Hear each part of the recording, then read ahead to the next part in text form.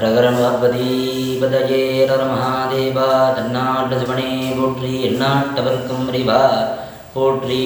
காவாய் கனகத்திரளே போற்றி, கைலை மலையானே போற்றி போற்றி. வாகர்த்தாப்த சம்பிரத்தோ வாகர்த்த பிரதிபக்ஷதே ஜெகதப்பிதரோ வந்தே பார்வதி பரமேஸ்வரோ குரு சரணாரவிந்தாப்யான் நமः. குரு பிரம்மா குரு விஷ்ணு குருதேவோ மகேஸ்வரः குரு சாட்சாத் பரபிரம்மா தஸ்மை ஸ்ரீ குரவே நமः.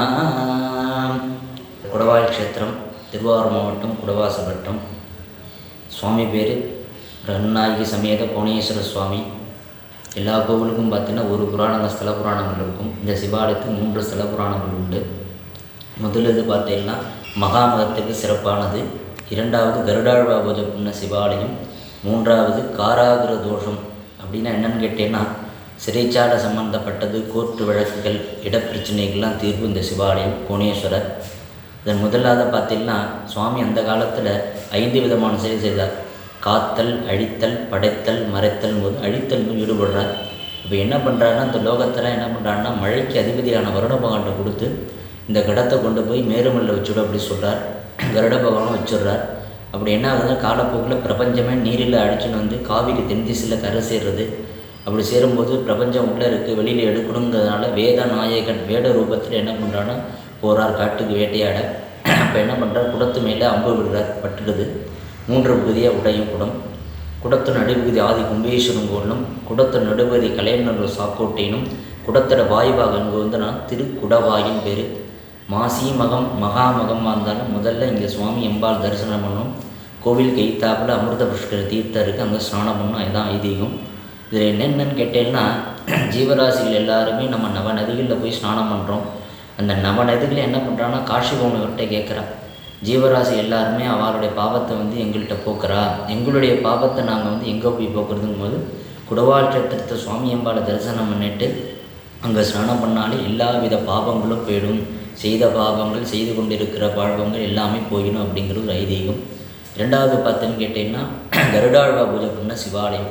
அது என்ன விசேஷம் கேட்டிங்கன்னா தன் தாய்க்கு தோஷத்துக்காக நிவர்த்தி பண்ணுறார். அதில் என்னன்னு கேட்டிங்கன்னா காசிவ முனிவருக்கு 2 மனைவி, கத்ரு, வினதை. கத்ருக்கு பிறந்தவர் கார்கோடமும், வினதைக்கு பிறந்தவர் கருடனும் இருப்பார். அக்கா தங்கை தான் திருமணம் செஞ்சதுனால தங்கையை வந்து அக்கா தாழ்த்தியே பார்க்கணுங்க எண்ணத்தில் இருப்பாள். அப்படி இருக்கும்போது என்னன்னு தேவலோகத்தில் என்ன பண்ணுறாங்க, இந்திரன் வெள்ளை குதிரையில் போகிறார். அப்படி போகும்போது பார்த்தீங்கன்னா என்ன ஆகுதுன்னா இவாளுக்குள்ள ஒரு போட்டி. குதிரை வந்து வெண்மையாக இருக்குது அப்படின்னு சொல்கிறா, இல்லை கருமையாக இருக்குன்னு வந்து அக்கா சொல்கிறா. தங்கை வந்து வெண்மையாக தான் இருக்குன்னு சொல்கிறா. ஆனால் குதிரை வந்து வெண்மையாக தான் இருக்கும். கருப்பாகிறது என்ன பண்ணுறான்னா தன் பையன் கார்கோன்ட்ட சொல்லி விஷத்தை வால் நுண்ணியில் தடவை சொல்கிறா. அந்த வால் நுண்ணியில் தடவினாலும் வால் பூராமே கரும நிறமாக மாறிடுது. அப்படி இருக்கும்போது போயிட்டு வரும்போது பார்ப்போம் அப்படின்னு சொல்கிறா. இவாளுக்குள்ள ஒப்பந்தம். கத்திரி சொல்கிறா, நீ வந்து சொல்கிறது உண்மையாக இருந்ததுன்னா நானும் என் பையனும் உன்ட்டு அடிமையாக இருக்கணும், நான் சொல்கிறது உண்மையாக உன்னோட பையனும் நீ என்கிட்ட அடிமையாக இருக்கணும்னு சொல்கிறா. அது கூட என்ன ஆகுதுன்னா கருமையாக இருக்குது, வரும்போது கருமையாடுறது. இந்த கருமையாக இருக்கிறதுனால நீயும் உன் பையனும் அடிமையாக இருக்கா, எனக்கு கொஞ்ச நாள் அடிமைத்தனமாக இருந்துருக்கா. இதை வந்து கருடனுக்கு பிடிக்காமல் இருக்குது. சுதந்திரமாக இருக்கக்கூடிய கருடன் வந்து எப்படி அடிமைத்தனமாக இருக்கிறதுனால இந்த அம்மாட்ட கேட்க பெரியம்மாட்டை கேளுமா, நான் என்ன செய்யணும்னு தேவலோகத்தில் இருக்கக்கூடிய அமிர்த கலசம் வந்து கொடுத்துன்னு சொல்கிறா பெரியம்மா. இவரும் தேவர்கள்ட்டெல்லாம் சண்டை போட்டுட்டு இந்த வழியாக வர இந்த சுவாமி பிரளயகால சுவாமிங்கிறதுனால பிரபஞ்சம்லாம் அழிஞ்சு உருவான போது பார்த்திங்கன்னா சுவாமி மேலே பார்த்திங்கன்னா லிங்க ரூபத்தில் இருக்கிறது வந்து பார்த்திங்கன்னா புற்றால் மண் புற்றால் மூடி இருக்கும். இப்போ மூடி இருக்கிறதுனால பார்த்திங்கன்னா என்னென்னு கேட்டேன்னா இந்த சிவாலய வழியாக வர ஓய்வுக்காக இந்த ஸ்தலத்துலேயே ஒரு அரக்கன் என்ன பண்ணுறான்னா அவனும் அமிர்த கலசத்துக்காக ஜபம் பண்ணுறான். கருடன்ட்டு கேட்குறா, கொடுக்க மாட்டா. 2 பேருக்கு சண்டை போடுறா. திரும்பி பார்க்குற கலசமானது இல்லை.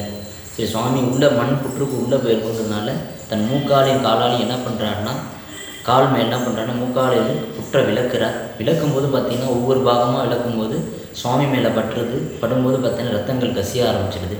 கசிய ஆரம்பிச்சோன்னு என்னென்னு கேட்டீங்கன்னா இந்த அப்போ தான் பார்க்குறாரு ரசிக்கிறது அப்படின்னு சொல்லி சுவாமியை நான் மன்னிச்சிடுங்கோ, நான் தெரியாமல் செஞ்சுட்டேன். இந்த லிங்க ரூபத்தில் இருக்க சுவாமிகிட்ட மன்னிப்பு கேட்குறார்.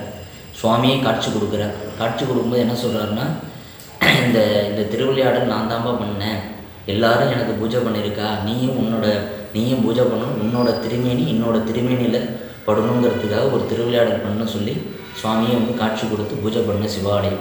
பெருமாளை வழிபடக்கூடிய கருடன் வந்து இந்த சிவாலயத்தை கோணேஸ்வரர் வழிபட்டது பெரிய ஒரு விசேஷமான ஸ்தலம். ரோக நிவர்த்தி ஸ்தலங்கிறது என்னென்னு கேட்டிங்கன்னா ஸ்கின் ப்ராப்ளங்கள், உடம்பு வியாதி வைக்கலாம் இருந்தால் இந்த கோணேஸ்வரர் வந்து வழிபட்டு அர்ச்சனைகளில் பண்ணிட்டு போனால் ரொம்ப விசேஷமாக இருக்கும்.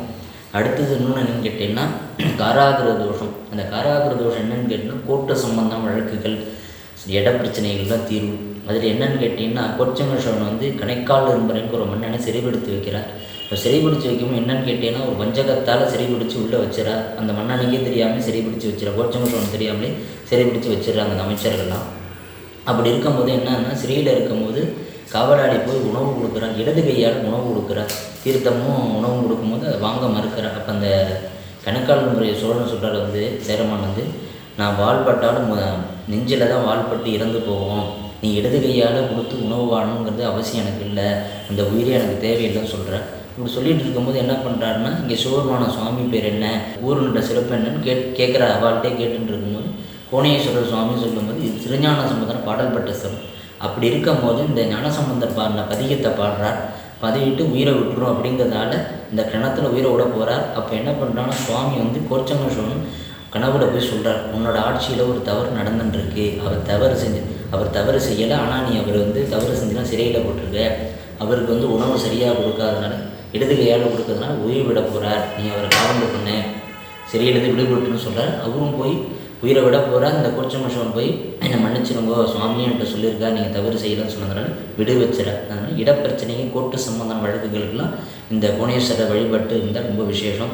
இதில் என்னென்னு கேட்டீங்கன்னா எல்லா சுவாமிக்கும் வந்து சிவபெருமானுக்கு திங்கக்கிழமை சொல்லுவாங்க. இந்த சுவாமிக்கு என்னென்னு கேட்டீங்கன்னா, ஏன்னா கருடனும் பூஜை பண்ண கிழமை வியாழக்கிழமை, அந்த கோச்சங்க சோழனும் பூஜை பண்ணது வியாழக்கிழமை. அதனால் பார்த்திங்கன்னா வியாழக்கிழமையில் வந்து அர்ச்சனை பண்ணி ஒரு மாலை சாத்திட்டு வேண்டிட்டு போனாலே எல்லா விதமான தோஷங்களாக இருக்கும் நிவர்த்தியாகும். இந்த திருமண தடைகளுக்கு இது வந்து விசேஷம். என்னன்னு கேட்டிங்கன்னா கருடன் பூஜை பண்ணதுனால அது விசேஷமான ஸ்தலமாக இருக்கும்.